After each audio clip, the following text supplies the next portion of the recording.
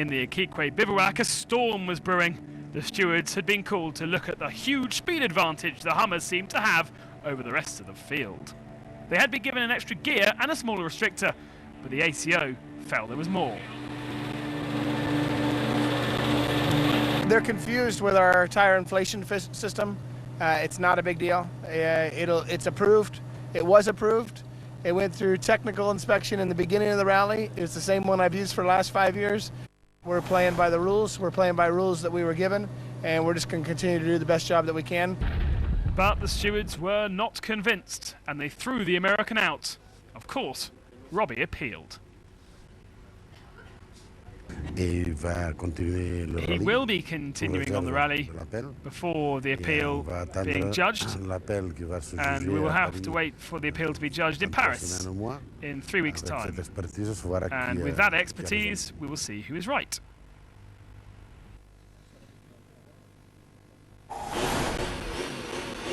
On course, title challenger Christoph Hollowitz, sadly, or his hopes of winning the Dakar fade away early in the special. For the first time, a Mini would suffer mechanical problems. A power steering pump seems to be damaged. And it's over for us. We're going to have to try and repair it. They then got stuck in the dunes and broke their radiator. Meanwhile, the battle continued between Gordon and Peter Hansel. Gordon starting ahead of the green Mini. So on the first part of the special, the American lost ground to his rival. And then, by the time they got to the dunes, they were together. And it was a fascinating showdown.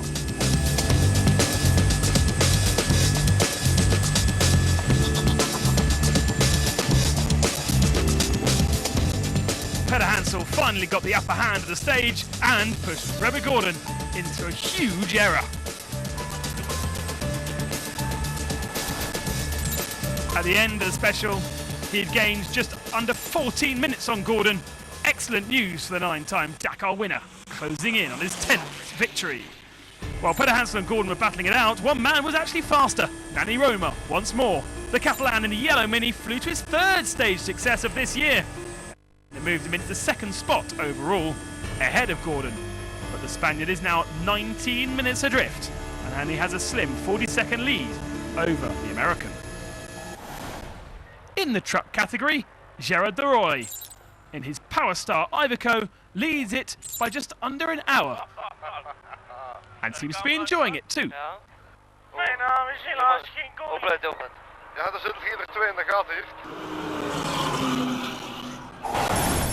Stage 11, Arica to Arequipa.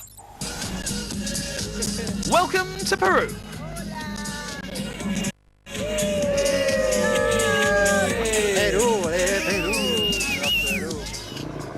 Peru welcomed the Dakar with swollen rivers. Rain had hit the region just a few days before, and it proved quite tricky for the bikers. Coma first on the road by that point, making light of the situation, Deprez having to be more cautious. For 3rd place man Helder Rodriguez, the river crossing proved far more costly. He would lose 10 minutes while his engine was drained of water. In the quad category, Alejandro Petronelli leads over an hour to his brother Marcus. And Marcus Petronelli has been exchanging wins with his brother, the 2011 champion, but sadly lost all his time in Copiapo, and is way down now.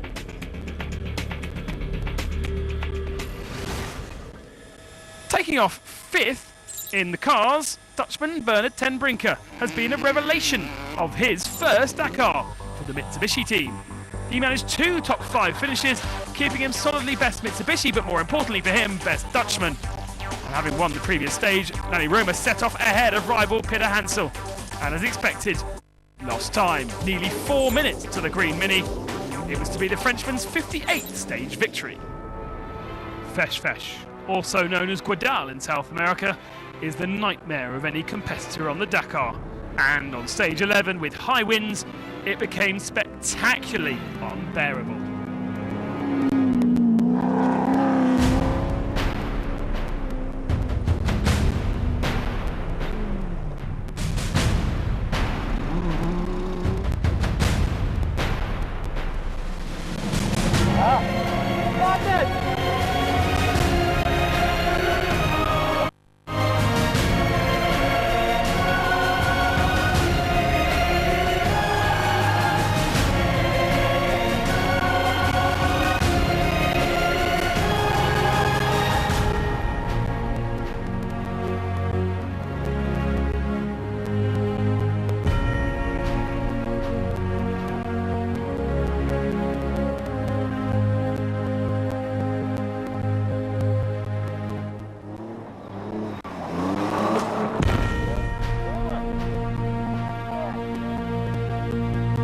dusty today.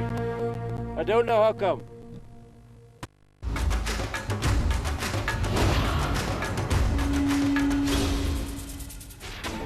Time to get under the skin of the all-4 racing monster X-Raid Mini. The diesel machine was designed and constructed by crack cross-country team X-Raid specifically to win the Dakar, and having debuted last year, is so far in charge in 2012. But how does it compare to the road-going Countryman?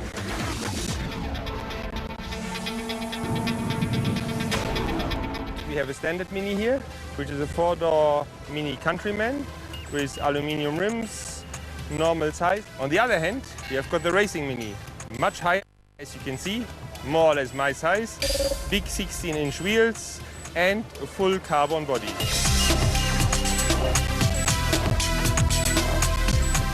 Everybody thinks it's much bigger, but you take 5% and we put a little bit more on the width. To tell you the truth, it's about 6 centimeters wider, plus 5%.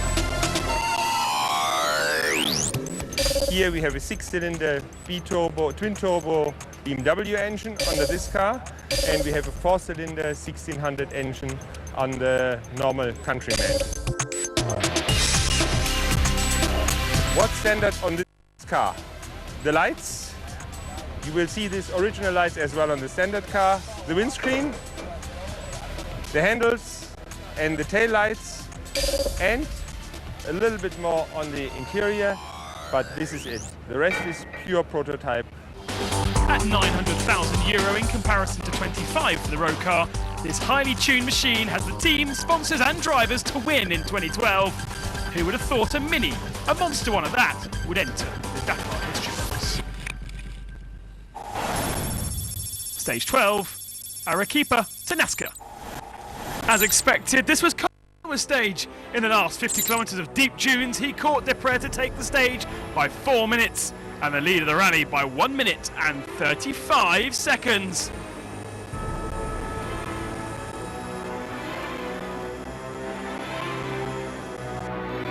Despite taking a wrong turn 10 kilometres into the stage, Juan Barreda fought back and was second. A really impressive performance. While third was Jordi Villadoms, who moved back into fourth after an engine change dropped him down the order. In the cars, the lead of the rally, Stefan Pederhansel, did get stuck in the sand. Thankfully for him though, so did his rivals. No time lost for his lead in the rally. Stage 13, Nazca to Pisco. Normally at this point of the rally, things would be winding down. But the dunes were cruel and the competition still fierce, especially in the bites. Dakar says off fourth in the road with a clear objective to catch Mark Kommer. That way he knew he would have 6 minutes on his rival, and having passed Jordi Villadoms and Juan Barreda by waypoint 2, he was just 50 seconds behind his rival and a strong lead in the overall.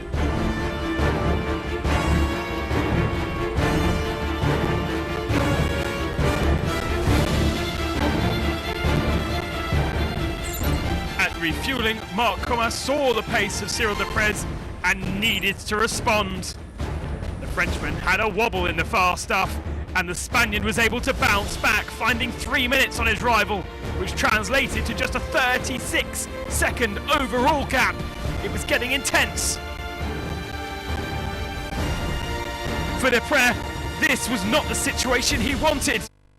Over a 30-kilometre final stage, it would make the final day nail-biting and not in control. But he was on his own, and he could do little more. But then, at kilometre 207, disaster for Mark Kommer.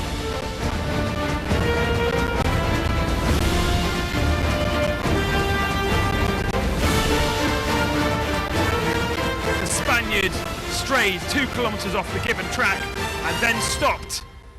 He wasn't far from the good track, but how much time would he lose?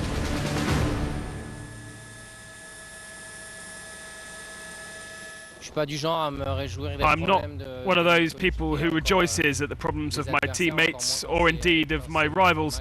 even more when it's Mark Kommer, who's obviously had a problem. I had to do my race, and since this morning I was pushing a lot. I knew that he would do the same. Mark Kommer arrived 6.5 minutes later at the finish, having lost 13.5 overall. He had a gearbox problem, costing him speed in the slow stuff and climbing ability over the dunes. It was the KTM bike that had cost him his 4th Dakar win and decided the result. Nature was providing a cruel blow for all the competitors on these final few stages in Peru, none more so than Stefan Pederhansel. Massive pressure on his shoulders. He still had a comfortable 20-minute lead over Roma, but he was spooked on stage 12 when he got stuck in the dunes, and therefore he had to play it cautious on this penultimate stage. Again, he had a slight panic, but it was the least painful of everyone else, and the Frenchman went on to win. Nani Roma's was much worse, and his hopes of Dakar victory disappeared at the bottom of this dune. He lost 20 minutes. Robbie Gordon had stated he wants to embarrass the girly minis, but he embarrassed himself instead. This massive roll cost him half an hour, but the Hummer's strong and still would continue to the end of the stage.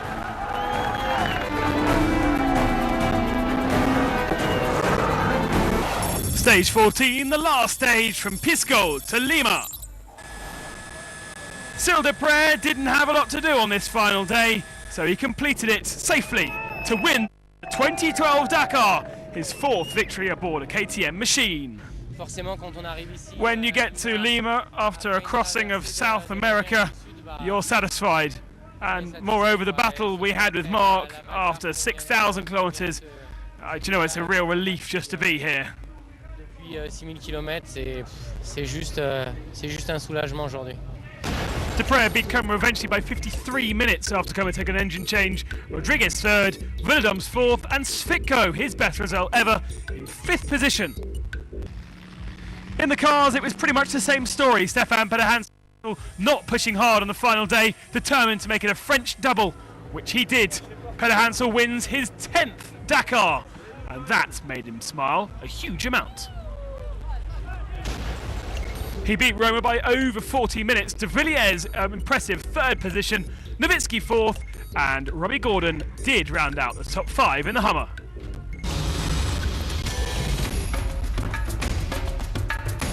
In the truck category, it was the Deroy machines who took victory. Gerard Deroy, Cyril Desprez wins his 4th on the bikes, Pederhansel his 10th in the cars, and Alejandro Patronelli his 2nd in the quads. We'll see you in 2013.